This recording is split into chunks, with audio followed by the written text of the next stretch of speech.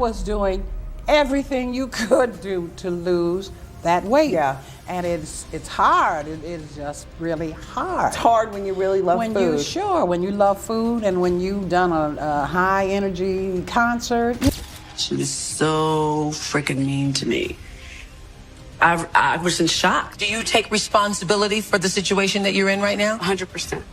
I get tired of situations like this, where people completely lie on me, and I'm sick of it. Imagine sitting down with music legends like Diana Ross, Stevie Wonder, or Michael Jackson and disrespecting them outright. From heated debates with Oprah to cringeworthy questions thrown at Stevie Wonder, Motown stars didn't hold back in putting interviewers in their place. You look like Jerry, the mouse from Tom and Jerry. And Wendy Williams trying to undermine the Queen of Soul, Aretha Franklin, let's just say it didn't end well for her. I was doing everything you could do to lose that weight. Yeah. And it's hard. It is just really hard. It's hard when you really love food. When you love food and when you've done a high energy concert. Let's dive into the most iconic clapbacks and how these stars prove that respect is earned, not given. Let's start with Diana Ross and Oprah Winfrey. It was a moment that made fans wonder, was Oprah giving her a compliment or a dig? During an interview in 1983, Oprah couldn't resist poking at Diana's famously slim figure. Instead of acknowledging Diana's hard work and dedication to her health, Oprah put it all down to genetics. You know, I run behind my kids all the time. I really like to hike and be out in nature, but I really don't go to, like a spa, an exercise place. I love the spa. I mean, I'd love to go and get herbal wraps and all that, but I mean, I like to go hiking. I'm not a junk food eater. I mean, I like vegetables. But it's in your genes. Fish. It must be in your family. Yeah. Oprah's comment was more than a little ironic, considering her well-documented struggles with weight. But Diana wasn't having it. Her sharp response subtly called out the idea that her body was just a gift from nature and dismissed Oprah's implication that she didn't put in the effort. As if that wasn't bad enough, Oprah also pretty much half-shamed Diana Ross for her choice of dress. How are we going to not discuss what you are wearing here? This is a mother outfit? But this wasn't the last time Oprah would have a slip-up with a Motown legend. You see, there was a time when Toni Braxton experienced a dramatic downturn in her career. Suddenly, she encountered a series of devastating setbacks, including financial hardship and a severe illness. During the same period when she was grappling with financial difficulties, Toni appeared on The Oprah Winfrey Show. As is customary for guests on Oprah's show, she anticipated questions about her then-current situation. However, Toni was taken aback by Oprah's unexpectedly tough line of questioning, leaving her in a state of disbelief. I read that you were upset about stories that your overspending caused. During this interview, viewers perceived Oprah's questions as indirect criticism of Toni's spending habits, with the implication that Toni's extravagant expenditures were a significant factor in her bankruptcy. In response to Oprah's perceived rudeness, Toni replied, "She was so frickin' mean to me. I was in shock." Toni openly acknowledged her deep respect and affection for Oprah before the interview took place, expressing that she had never anticipated Oprah would be as critical as she turned out to be during their conversation. According to Braxton's recollection, Oprah's disapproval didn't stop there. Toni remembered Oprah saying something along the lines of, "I've heard you have Gucci flatware, whereas I, Oprah Winfrey, do not own Gucci flatware." This comment left the star of Braxton Family Values feeling significantly diminished. You ain't got Gucci flatware because you didn't want to buy it. It's not because you couldn't afford it. What do you mean? And immediately, she made me feel this big. Another celebrity that Oprah has disrespected is rapper 50 Cent. During his rise to stardom, 50 Cent wanted to solidify himself as a success by making an appearance on Oprah. Not only would this mean a lot for an ex-drug dealer from Jamaica, Queens, but it would have also proved to his grandmother, who was a huge Oprah fan, that he's doing something productive with his life. But when the idea was pitched to Oprah, she made it clear that she wasn't interested in what 50 Cent had to offer. "She was completely against everything that was in my music," 50 said, "so she ain't never going to have me on that show. I'm never going to reach that platform, which is confirmation of you being a huge success. So I just said, okay, if we can't be friends, then at least let's be enemies." "I'd love to be Oprah's friend," I continued, "but if we can't be friends, can we at least be enemies?" After realizing Oprah wouldn't invite him, 50 Cent went full 50 on the talk show host. That's Oprah. That's Oprah. Okay. The rapper berated her fan base and even named one of his dogs Oprah. But that's not the only issue that Fifth has with Oprah. He claimed that Oprah focused on holding black men accountable during the #Me Too era, while staying silent on similar accusations made against white men. Rumor has it that she's been turning her back on black artists and cozying up to none other than the snooty Hollywood elites. And get this, some of these elites include controversial figures like Harvey Weinstein and Jeffrey Epstein. Now this takes us straight to Michael Jackson's beef with Oprah. Michael and Oprah's relationship has always been a source of fascination. In 1993, Oprah interviewed Michael at his Neverland Ranch in what became one of the most watched interviews in television history. This interview was meant to clear up long-standing rumors about Michael, such as him wanting to become white, rumors about plastic surgery, and bizarre claims like him buying the remains of the Elephant Man or having a telepathic monkey. However, instead of helping his image, Oprah's approach raised eyebrows. She asked intrusive questions. I'm going to ask you this, and it's embarrassing for me to ask you this, but I'm going to ask you anyway. Are you a virgin? How could you ask me that question? I just want to know. I want to know. I'm a gentleman. Oprah's questions often felt accusatory, and she even pressed him on his love life and friendships with children, hinting that there might be something inappropriate. Her line of questioning made fans and even his family believe she had an agenda to tarnish his reputation. But the real betrayal came after Michael's death. Oprah supported the documentary Leaving Neverland, which featured Wade Robson and James Safechuck accusing Michael of misconduct when they were children. Oprah not only backed the documentary but also interviewed the accusers, further angering Michael's supporters and family, who felt this was a blatant betrayal, especially since Michael had never been found guilty of such charges in court. While never forgetting any of the details that happened between us, but having no understanding that it was having no... The Jackson family and many of Michael's fans felt Oprah betrayed the king of pop to boost her own ratings. Michael's older brother, Jermaine Jackson, publicly called out Oprah for her involvement with Leaving Neverland, pointing out that the allegations were not based on facts and that Michael had been proven innocent during his 2005 trial. Other family members like Taj Jackson, who grew up with Wade Robson, also expressed outrage at Oprah's actions, accusing her of using the situation to boost her ratings. Brandy Jackson, another family member, was particularly upset because Oprah had once been welcomed into their home for interviews with Michael's children, only to later turn on the family by supporting the documentary. Perhaps most notably, Janet Jackson, who was very close to Michael, reportedly still holds a grudge against Oprah. Janet, along with other family members, believes Oprah was instrumental in launching the hate campaign against Michael and tarnishing his legacy. Janet has made it clear that she feels Michael would never have committed the acts he was accused of, and the pain of Oprah's betrayal runs deep within the Jackson family. The Jackson family, particularly Janet Jackson, felt this was a blatant attempt to tarnish Michael's legacy. Janet has since demanded that Oprah apologize for her role in spreading these accusations, but Oprah remained silent. Do you think Oprah betrayed Michael? Absolutely.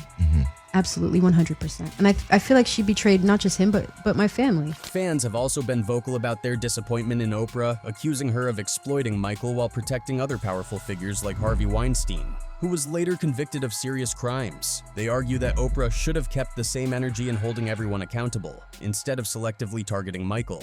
You see, Oprah's ties to Harvey Weinstein have come under intense scrutiny. Their friendship spanned over 2 decades, and while some argue that Oprah couldn't have known about Weinstein's predatory behavior, others find this hard to believe. Weinstein's reputation in Hollywood was no secret, even in the 90s. When Weinstein was finally exposed and faced multiple allegations of SA, rumors circulated that Oprah allegedly called him to offer her support. Although her team denies this, many believe it due to their close friendship. Oprah had been a prominent figure in Weinstein's life, attending numerous events together and often being photographed with him. This connection runs deeper than just public appearances. Oprah and Weinstein collaborated on several projects, including The Butler, a film that Weinstein produced. Oprah's involvement in the film was seen as a significant endorsement, lending credibility to Weinstein's work. This partnership extended beyond the screen, with both appearing together at various industry events, solidifying their public association. They had a very warm friendship, and the photos show. Some people actually believe that Oprah convinced some actresses to hook up with Harvey Weinstein.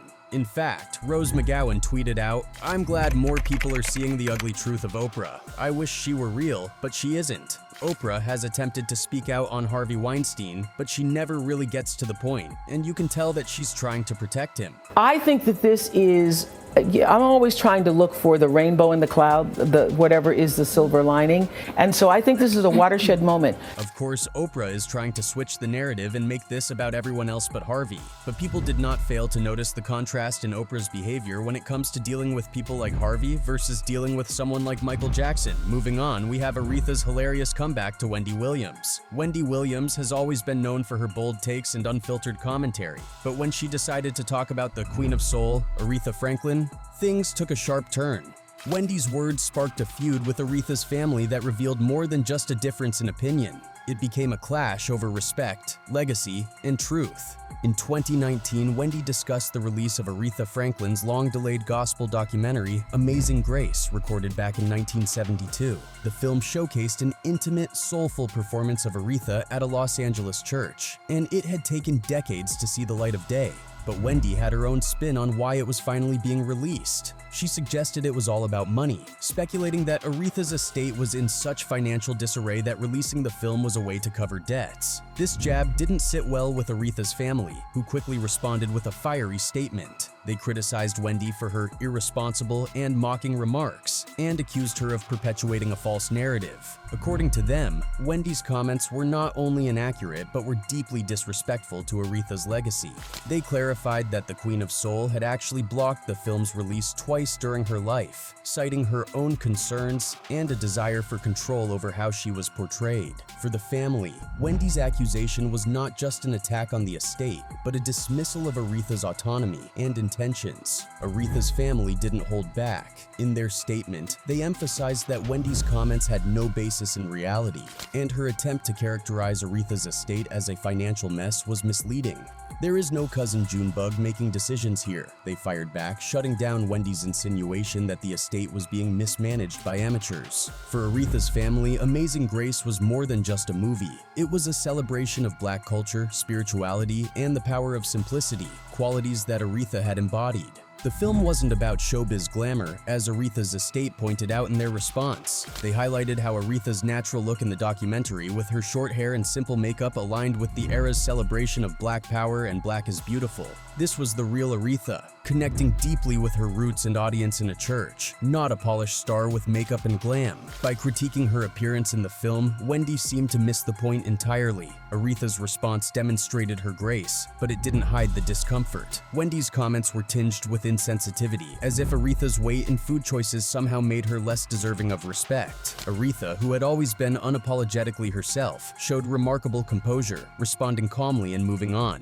Wendy's tendency to criticize and sensationalize Aretha's life didn't sit well with those who understood and respected the singer's journey. Her gospel film, Amazing Grace, after all, was a moment of vulnerability and authenticity, recorded at the height of her career. For Wendy to reduce it to a mere one-camera shot affair, completely disregarding the historical and cultural weight of the footage, was to misunderstand what the film represented. In fact, Sidney Pollack, the renowned director, had used multiple cameras to capture every angle of Aretha's performance, ensuring it was a true representation of her raw talent and spiritual connection. And Amazing Grace was no slapdash release. It was shaped with care, restored and edited with the help of music professor Alan Elliott, who worked tirelessly to honor Aretha's vision. Despite its eventual release, Aretha's family insisted that it was never about the money. They wanted people to experience her music in its purest form, a reflection of her roots and her soul, untouched by Hollywood's glitz. But Wendy's comments didn't stop at the movie. In a notorious interview with Aretha herself years earlier, Wendy even tried to comment on the singer's weight and food choices in a way that felt more like shaming than genuine curiosity. When Aretha sat down with Wendy, the conversation took an uncomfortable turn as Wendy questioned her love for hot sauce and pig feet. You look good. Well, I'm trying to get there. I see, and I noticed this food here. There's nothing with hot sauce.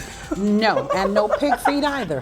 Wendy brought up Aretha's weight loss journey, at one point implying that her size was a distraction from her accomplishments. Aretha, ever poised, didn't let Wendy's comments faze her. She responded calmly, acknowledging her love for food and her ongoing efforts to stay healthy, all without giving Wendy the satisfaction of a defensive reaction. I was doing everything you could do to lose that weight. Yeah. And it's hard. It is just really hard. It's hard when you really love food. When you love food and when you've done a high energy concert. Wendy's remarks seem to dismiss these nuances, painting a picture of an estate eager to cash in on Aretha's legacy without regard for her wishes. The family's rebuttal was pointed. They weren't looking for glamour or profit, but wanted to honor Aretha's contribution to music and culture. By reducing Aretha's appearance and the film's quality to mere spectacle, Wendy missed out on a deeper understanding of Aretha's life and values. And then we have Dick Cavett's weird interview with Stevie Wonder. You see, Cavett was known for always looking for a laugh, but could he have taken things a notch too high in this interview? May I call you Stevie or whatever you prefer? Mr. Wonder or I buy your records just don't call me George Schwartz. That, as you know, is his real name. Hey, you don't want to get hit upside the head. No, Stevie Wonder isn't actually your original name, is it? It was something...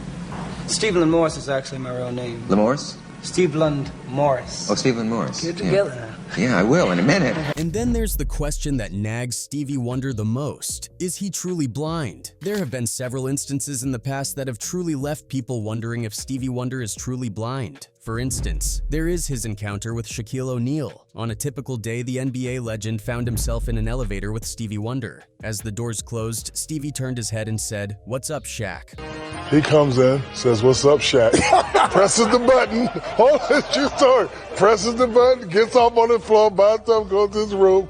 Was it just a lucky guess or a practiced intuition? The story might seem trivial, but it adds to a growing list of moments that challenge our understanding of Stevie's life. Shaq's tale isn't isolated. Numerous celebrities have shared similar anecdotes that question Stevie's blindness. NBA legend Daryl Dawkins is on record talking about Stevie Wonder nicknaming him Chocolate Thunder, and declaring in no uncertain terms that Stevie Wonder can see. Stevie got vision like no other person.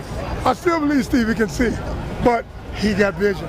Give me the name Chocolate Thunder. If he can call me that, and he ain't never seen me. Bomani Jones, an ESPN personality and one of the brightest guys in sports media, also claims Stevie Wonder is not blind. Bomani Jones, a reasonable man, broke down the entire argument over 15 minutes, including some around the horn footage. His arguments include Stevie Wonder trying to get on Dancing with the Stars, Bomani Jones's boy selling the signed, sealed, delivered singer 3 plasma televisions once. But Stevie Wonder is trying to get himself prepared for Dancing with the Stars.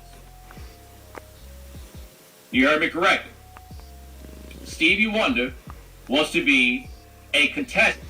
Over the years, there have been several incidents that leave fans wondering about Stevie's true capabilities. These incidents could be dismissed as luck or coincidence, but their frequency suggests otherwise. Critics argue that such actions defy logic for someone who has been blind since birth. Could it be that Stevie has developed extraordinary senses, or is there something more to these events? The debate over Stevie Wonder's blindness has divided fans and skeptics alike. Some argue that Stevie has mastered echolocation, a technique used by some blind individuals to navigate the world. Others suggest that his actions are mere coincidences, blown out of proportion by a public eager for sensational stories. Supporters of Stevie emphasize his long-standing career and philanthropic efforts, arguing that such rumors are disrespectful to his legacy. Yet, skeptics continue to dig deeper, pointing to the numerous accounts and incidents that suggest there may be more than meets the eye. Anyway, one of Motown's later influences, Erykah Badu, also had her fair share of gotcha interview moments. In a 2017 interview, Erykah Badu compared DJ Academics to Jerry the Mouse from Tom and Jerry. You know who you look like? You look like Jerry, the mouse from Tom and Jerry. Now, to say that Academics felt insulted would be an understatement. Last year, he gave a degrading rant towards the Dallas neo-soul icon, attacking her for her prior relationships with rappers. Ake went on to express that he was still offended by Badu comparing him to Jerry. We have to be on one spiritual aura, like walking. I'm like, what the they doing? Badu immediately responded in an Instagram Live, launching her own product dedicated to Ak. "I learned something so valuable today, fam," she began. "You have to really be careful what you think and what you say out here. I learned today that something I said 5 years ago in jest, when we all laughed, actually triggered someone's really deep-rooted trauma. They kept it bottled up for a while, and it hurt them so bad, it had them out in these streets acting real pee." The latest version of Badu's Badu Pee incense sold out, with a description that read, "In honor of the biggest pee in our culture, we're introducing this limited edition premium incense, cause he deserves it." In any case, from Diana Ross to Stevie Wonder, these artists didn't just sing or perform. They challenged the narratives imposed on them, showing the world that talent is inseparable from dignity and respect. In an industry that often tries to box people in, these Motown legends taught interviewers a lesson or two. And in doing so, they gave us moments that are just as iconic as their music. Anyway, that's it for this video, folks. Bye.